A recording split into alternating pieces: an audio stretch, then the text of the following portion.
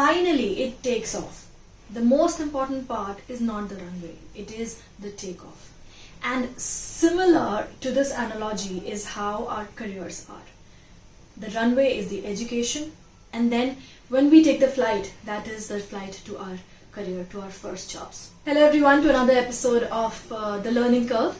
So in today's video, I will take you through 7 commandments of campus to corporate. The first commandment. Out of the total time and dedication that we give to our work experience, we should allocate 80% of that to the work which has been given to us in terms of our responsibilities or KRA. So the key is to keep that extra 20% of your time and dedication to do something over and above your KRA. As an example, my first job, I was in a private equity division of a huge conglomerate. So apart from the private equity deals analysis that was allocated to me, what I did was I created or crafted a project which was into competitor analysis and took that as an extra project. And now that actually helped me in 2 ways. One, it kind of reflected on my manager that, hey, she is interested in doing something beyond which has been given to her. And secondly, something might just come out of that project itself. In this case of mine, out of the entire analysis, we took a particular competitor and we actually ended up making an equity investment in that company. And that became my first ever deal. So that kind of changed my entire career graph. The second commandment. Few things that have always worked for me. One is always add that personal touch to any professional relationship that you may have.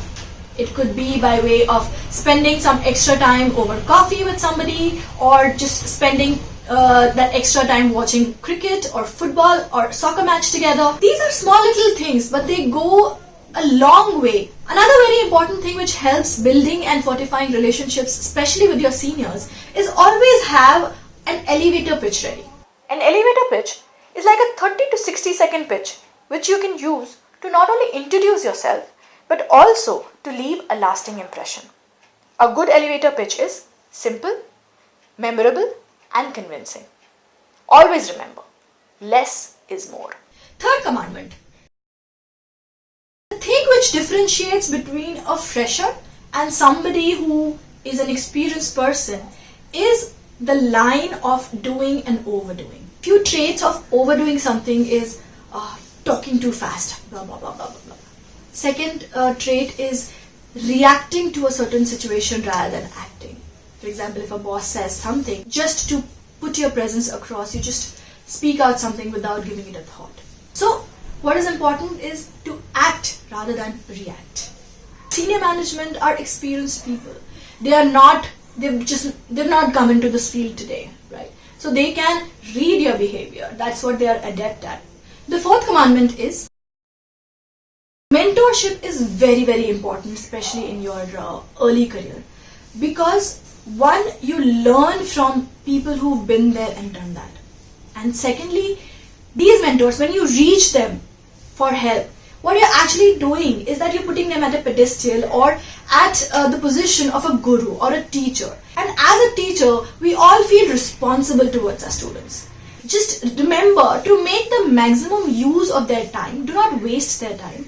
And secondly, they should feel worth that they are helping you out, which means that you display a behavior of learning, of growth, of maturity, so that they feel that they will have a certain stake in your success and growth. The fifth commandment, you should focus at least 50% of your time into building your knowledge and learning as much as possible. Learning never ends, but then initially in your career, you will be given more leeway to make mistakes and learn.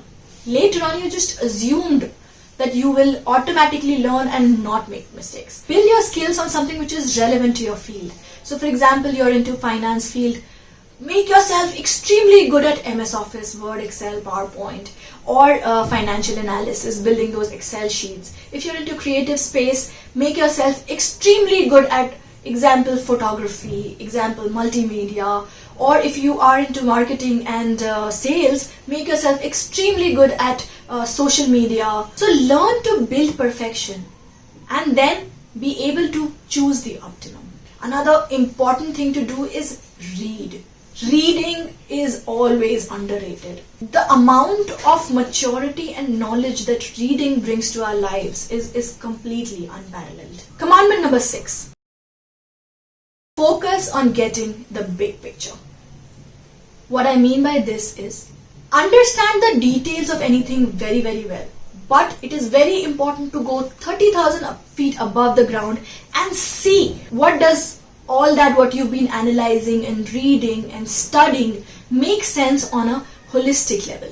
When I say the big picture, always connect things to be able to get a perspective. Let me give you an example. Say you're working for an FMCG company and your department in the company is making 1 crore of revenue and a net margin of 10%. What do these numbers actually mean? Try to connect it with something which is more real and practical and closely associated with you. For example, you or your family might have invested into a flat, a 1 crore flat. Okay.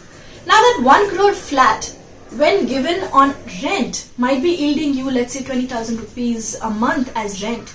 That translates to about 2.5% of yield. In your flat, you're actually getting this 2.5% margin plus a certain capital appreciation. So let's say your 1 crore flat becomes, say, 1.6 crore flat in 5 years. At a cumulative amount, you're actually making 10% margin on a cumulative basis. So you're making about 12.5% over here. Your FMCG is making 10%. Okay. Now how do you compare? You say that I am taking so much risk with my real estate and still making 12.5%, while the FMCG, which is a lower risk department, is making a 10%. That is how you connect two numbers, two perspectives, and make a perspective out of it. Commandment number 7. No excuses. No excuses whatsoever. One thing that we all need to really tie a knot of is, there is nothing in the world which cannot be done. Reasons are aplenty, problems are aplenty. Every problem has a solution. When you're talking to your managers or your seniors, when you bring a problem on the table, always bring a solution on the table along with. So if, for example, you have a personal emergency in life and you have to just take leave for a few days and go somewhere. Personal emergency, you really can't do anything about it, right? In this situation, there are two ways to react to this. One is you go to your boss, I have this personal emergency, I have to go. Fair enough, go, the boss cannot stop you. The second is that you go to the boss and you say, boss, I have a personal emergency, I will be out for so many days. However, so that the work is not affected, I've already spoken to my colleague and my colleague will fill up for me. He will provide you the report which I was supposed to provide you by this date, by this time. Work will not be hampered and I'm always available on the phone or email. The second behavior is what distinguishes you versus the others. Nobody is irreplaceable in a company, but try to be difficult to be replaced. If you apply all these 7 commandments, I assure you that your takeoff into the corporate world will be extremely smooth. So here's wishing you good luck with your takeoff and career flight ahead. If you liked the video and found it useful, don't forget to like, subscribe and share, and hit that bell icon. So guys, life is all about going up the learning curve.